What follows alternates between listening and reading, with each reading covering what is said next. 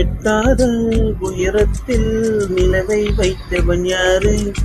கையோடு சிக்காமல் காற்றை வைத்தவன் யாரு?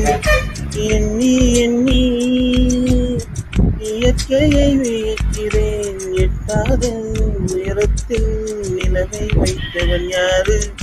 பெண்ணே பெண்ணே, பூங்காற்றை எறியாமல் பூவை திறக்க வேண்டும்.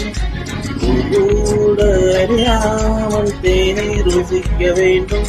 அட உலகை ரசிக்க வேண்டும். நான் உன் போன்ற பெண்ணோடு